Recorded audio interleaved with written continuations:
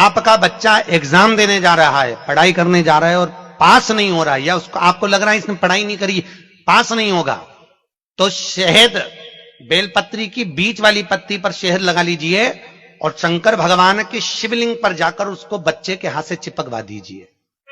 बच्चे ने भले पढ़ाई नहीं करी हो पूरी साल, पर बच्चा उस सब्जेक्ट में जिस दिन वो बेलपत्री चिपका कर आएगा उस दिन उस सब्जेक्ट में बच्चा पास होकर ही रहेगा, उसका एग्जाम उसको अच्छा प्राप्त होगा। जो भोपाल वाला एक बाबा आया था पिछले दिनों कि आपका बेटा अगर 8वीं में एग्जाम देने जाए, पढ़ाई न किया हो, तो बेलपत्री पर शहद लगाकर शिवलिंग पर लगा दीजिएगा, वो पास हो जाएगा। ये बताइए काम आसान है कि नहीं?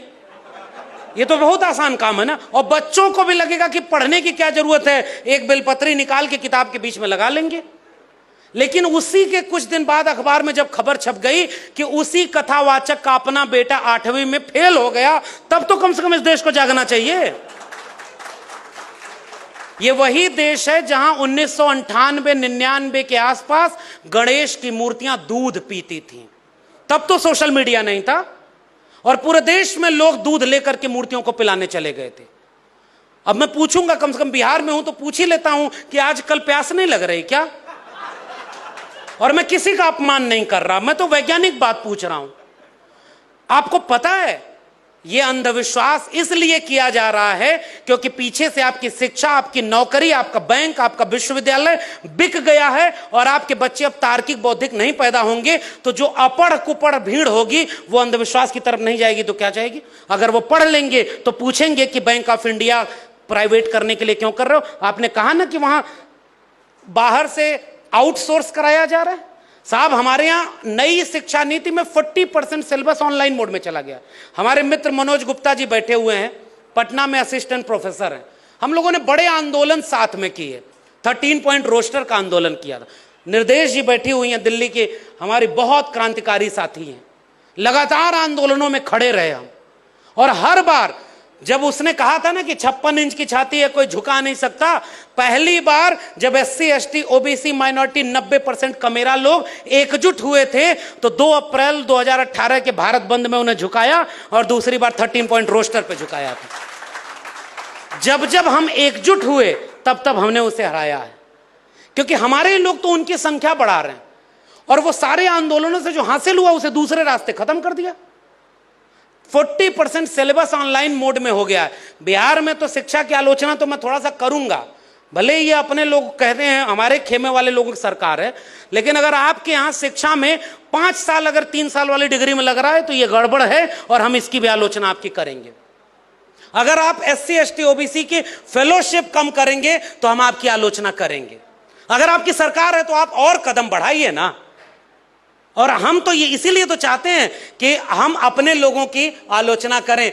जब भारत आजाद हुआ तो डॉक्टर राम मनोहर लोहिया सदन में नहीं बैठे, सड़क पर नहर रेट आंदोलन करते हुए लाठी खाए और जेल चले गए। लोगों ने पूछा, लोहिया जी आप तो आजादी की लड़ाई लड़ रहे थे, अब तो अपने लोगों की सरकार बन गई, अब क्यों लड़ रहे हो? उन्होंने कहा, समाजवाद का ये तकाजा नहीं है कि अपने लोगों के अगर कोई नियम खराब है, कोई पॉलिसी खराब है तो उसकी आलोचना न की जाए। और सदन में खड़े होकर डॉक्टर राम मनोहर लोहिया जवाहरलाल नेहरू से कहते हैं कि 3 आना बनाम 15 आना, एक गरीब देश का अमीर प्रधानमंत्री इस देश को लूट रहा है। और जवाहरलाल नेहरू खड़े होकर उनकी आलोचना सुनते थे। एक किस्सा मिलता है कि एक महिला जब राम मनोहर लोहिया के पास गई, कहीं भारत आजाद हुआ, आप सब लोगों को तो बहुत कुछ मिल गया, हमें क्या मिला? उन्होंने कहा कि ये नेहरू इतने टाइम जाते हैं वहां, वो जाते समय उनका कॉलर पकड़ के सवाल पूछना।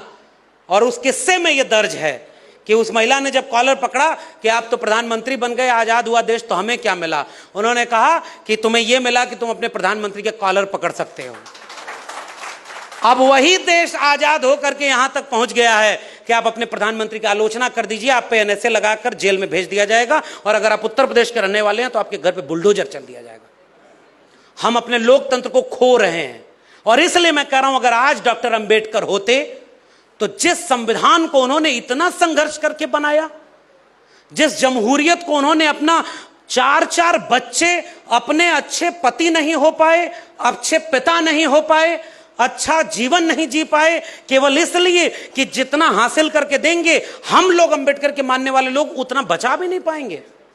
क्यों लिख करके गए डॉक्टर अंबेडकर और सख्त चेतावनी दी है। ये आखिरी बात मेरी है कि अगर हिंदू राष्ट्र हकीकत बनता है तो वो इस देश के लिए सबसे बड़ा अभिशाप होगा। हिंदू कुछ भी कह ले, मगर हिंदू धर्म स्वतंत्रता, समानता, बंधुता विरोधी है, वो लोकतंत्र से मेल नहीं खाता है। इसलिए किसी भी कीमत पर इस देश को हिंदू राष्ट्र बनने से रोका जाना चाहिए। इतनी सख्त चेतावनी डॉक्टर अंबेडकर ने और दूसरी किसी चीज के लिए नहीं दी थी। इसका मतलब हमारे पुरखे को पता था कि कुछ दिन बाद कुछ लोग आएंगे जो इस देश को हिंदू राष्ट्र बनाने की कोशिश करेंगे। मैं अपने लोगों को एक पैगाम तो देकर जाऊं कि वो हिंदू राष्ट्र हमारे लोगों को एकलव्य और शंबूक बनाने के लिए होगा, हमारी महिलाओं पर हाथरस और ऊना जैसा कांड का होगा। इसलिए अगर हम हिंदू हैं तो हमारे प्रोफेसर, डॉक्टर, इंजीनियर कहां हैं? हिंदू तब बनाते हो जब दंगा कराना होता है। और बताओ, अंबेडकर जयंती के दिन फिर से एक सवाल पूछ रहा हूं। 14 अप्रैल को मैं महाराष्ट्र में था और जितने भी हमारे क्रांतिकारी लोग हैं सब जानते होंगे, इस देश में अंबेडकर जयंती के दिन करोड़ों लोग इस देश दुनिया में सड़कों पर उतरकर रैलियां निकालते, शोभा यात्रा निकालते, जश्न मनाते। एक भी अखबार की कटिंग कहीं हो तो दिखा देना कि एक चींटी भी घायल हुई हो, और ये धर्म के नाम पर रैली निकालते और शाम तक वहां दंगा होता, हत्या होती। ये फर्क है तुम्हारे वाले आइडिया ऑफ इंडिया में और हमारे वाले आइडिया ऑफ इंडिया में। हम डॉक्टर